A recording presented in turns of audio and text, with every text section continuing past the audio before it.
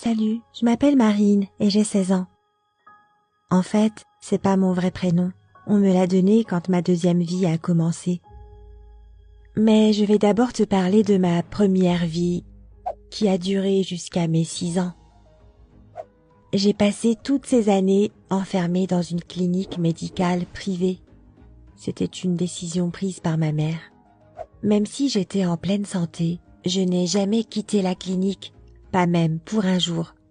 Au moment où tout ça s'est passé, je n'avais pas vraiment conscience de ce que je vais te raconter. Par exemple, j'ai appris tout ce que je sais de mes parents biologiques, de mes gardiens. Je n'ai jamais vu mon père. Et ma mère, je m'en souviens à peine. Je sais juste qu'ils avaient immigré de Colombie et qu'ils avaient vécu aux États-Unis quelque temps avant ma naissance. Ils étaient assez riches. Je ne sais pas comment mon père avait gagné son argent, mais quand ma mère était enceinte, il a été arrêté et condamné à faire de la prison. Donc je suppose qu'il était lié à une activité illégale. Je sais aussi que ma mère n'a jamais eu besoin de travailler pour vivre. Quand son mari a été arrêté, elle avait toujours accès à son argent. Donc, dès qu'elle s'est retrouvée seule, elle s'est installée dans une clinique médicale privée pour être gardée sous observation pendant sa grossesse. Elle y était en sécurité et des soignants prenaient soin d'elle. Et ma mère avait vraiment tout ce dont elle avait besoin. C'était une clinique un peu spéciale. Je ne sais pas si elle était réservée à ceux qui avaient de l'argent ou juste à une certaine partie de ceux qui avaient de l'argent. Ma mère mangeait super bien. Tout le monde était à ses petits soins et une infirmière lui était dédiée pour vérifier qu'elle ne manquait de rien. Mais tout ça n'a pas vraiment aidé. Et elle a accouché de moi au bout de sa 25e semaine de grossesse. Crois-moi, c'est très très tôt. Je pesais moins de 1,2 kg et sans l'intervention médicale des meilleurs médecins de la clinique, je n'aurais sûrement pas survécu. Même après toutes ces années, c'est dur d'y penser, et je serai éternellement reconnaissante envers ces médecins. Ma mère a quitté la clinique dès qu'elle s'est remise de l'accouchement. Mais j'ai dû passer plusieurs mois en soins intensifs et ensuite, j'avais encore besoin d'être opérée, alors je suis restée à la clinique. Ma mère continuait de payer les factures tandis que j'allais de mieux en mieux et que je commençais à ressembler à un bébé normal. Les médecins étaient fiers de mon progrès et ils ont fini par appeler ma mère pour lui expliquer une liste de recommandations avant qu'elle ne me ramène à la maison. Mais à leur grande surprise, ma mère n'avait aucune intention de me ramener à la maison. Elle s'est même disputée avec les médecins en disant que, comme j'étais née prématurément, il était impossible que je devienne un enfant normal. Elle a dit que mon cœur, mes poumons, mes reins et tous mes autres organes étaient sous-développés. Et pire encore, ma mère était sûre que mon cerveau n'avait pas eu le temps de se développer correctement. Elle était persuadée que j'allais rester à l'état végétatif. Les médecins ont essayé de la convaincre du contraire, mais elle n'a pas voulu les écouter. Mais elle ne m'a pas non plus abandonnée, sauf que sans elle, j'aurais pu débuter une vie normale bien plus tôt. En fait, elle a signé un contrat avec la clinique pour continuer à payer en échange de leur garde. Le directeur de la clinique l'a signé en espérant qu'elle changera vite d'avis. Et c'est là que l'histoire de mon enfance enfermée dans la clinique a commencé. J'avais une chambre à part dans laquelle je pouvais vivre sans attirer l'attention de personne. Le directeur a installé un petit endroit où je pouvais manger. Ma mère payait aussi une baby-sitter qui devait être avec moi sans arrêt. Toute l'équipe médicale connaissait mon existence, mais ils avaient une interdiction d'en parler mentionnée dans le contrat. Visiblement, le directeur ne voulait pas que cela vienne à se savoir et que cela ternisse la belle réputation de sa clinique. Tous mes souvenirs d'enfance sont liés à la clinique, mais tous les jours se ressemblaient.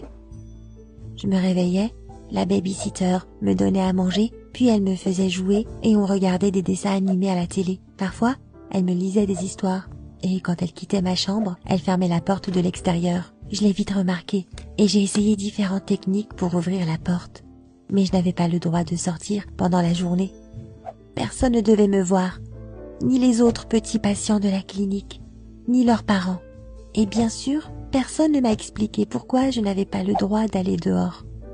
Alors que je voyais les autres dans le parc, la fenêtre de ma chambre surplombait le jardin et je voyais les infirmières se promener avec leurs petits patients et jouer avec eux sous le soleil. Je me mettais à pleurer quand je demandais à la baby-sitter pourquoi je ne pouvais pas sortir les voir et jouer dehors. Mais je n'ai jamais eu de réponse. Ma mère avait embauché une baby-sitter professionnelle. Elle ne faisait que ce pourquoi elle était payée. Et elle n'était pas payée pour m'emmener me promener. Donc, ce n'était pas son problème. Un jour, j'ai réussi à la piéger. Il était déjà tard, elle était fatiguée et elle s'est assoupie dans un fauteuil. Je me suis précipitée dehors sans bruit. J'étais dans le couloir, mais malheureusement, il se terminait sur une autre porte qui était fermée. Mais il y avait une grande fenêtre sur cette porte. Elle était un peu sale, mais quand même assez transparente. J'ai amené une chaise pour grimper dessus et voir l'extérieur. Je voyais une pièce remplie de monde. J'ai reconnu certains médecins et infirmières. Il y avait aussi des patients. Je les ai regardés jouer. Je me sentais beaucoup plus proche d'eux que quand je les observais de ma fenêtre. Un des garçons a même vu du mouvement vers la porte. Alors il s'est approché pour regarder par la vitre et je pense que l'autre côté était plus sale parce qu'il ne m'a pas vu, alors que je le voyais parfaitement bien. Je me suis approchée de la vitre pour qu'il me voie et ça lui a fait très peur. Il a commencé à crier et à pleurer en parlant de fantômes dans la clinique. Les infirmières ont tout de suite réalisé ce qui venait de se passer. L'une d'elles est allée calmer le garçon et sa mère. Et les autres m'ont immédiatement ramenée dans ma chambre. C'est vrai que je portais des vêtements blancs, que j'avais alors de longs cheveux noirs et que ma peau était blanche par manque de soleil. Donc je suppose que je ressemblais vraiment à un fantôme. Après ça, j'ai eu une nouvelle baby-sitter, mais elle n'a pas duré longtemps. Elle s'est attachée à moi et elle a commencé à exiger qu'on améliore mes conditions de vie. Mais ni ma mère ni le directeur de la clinique n'étaient d'accord. D'après eux, j'avais tout ce dont j'avais besoin. Donc ils ont décidé de virer cette brave dame et ont embauché une troisième nourrice. C'était une femme horrible. Peu à peu, ma mère a perdu tout intérêt pour moi et ne faisait plus que payer les factures de la clinique. En voyant que plus personne ne la surveillait, ma troisième nourrice a profité de la situation et ne s'occupait de moi que pour le strict nécessaire. Je ne la voyais que 3 fois par jour quand elle m'amenait mes repas, mais pour le reste, elle me laissait devant les dessins animés. Les dessins animés ne changeaient pas beaucoup, alors je les ai vite tous connus par cœur. La baby-sitter ne me lisait pas d'histoire et ne m'achetait aucun jouet. Je n'avais vraiment rien à faire à part dormir ou fixer les murs de ma chambre jusqu'à imaginer des scènes dessus. J'ai commencé à voler tout le matériel médical que les infirmières avaient sur elles quand elles venaient dans ma chambre. C'était surtout de la gaze que j'utilisais pour me fabriquer des poupées. Mais parfois, j'arrivais à subtiliser des outils médicaux. Et je n'étais pas une bonne voleuse, donc souvent les infirmières le remarquaient tout de suite et me disputaient. Mais j'ai fini par réussir. Je ne me souviens plus de ce que j'ai obtenu. Peut-être des ciseaux. Mais c'était quelque chose de très aiguisé avec lequel je pouvais me blesser. Quand le directeur de la clinique l'a appris et a réalisé que la baby-sitter ne me surveillait plus tout le temps, il l'a virée, a rappelé ma mère et a exigé qu'elle vienne me chercher. Mais ma mère a refusé et a arrêté de payer les factures. Du coup, la clinique n'a pas embauché de nouvelles nourrices. J'étais devenue l'otage du directeur. Il ne savait pas quoi faire de moi. Alors il a continué à m'héberger en demandant aux infirmières de s'occuper de moi. La situation n'a pas évolué jusqu'à ce qu'une personne de ma famille éloignée arrive de Colombie.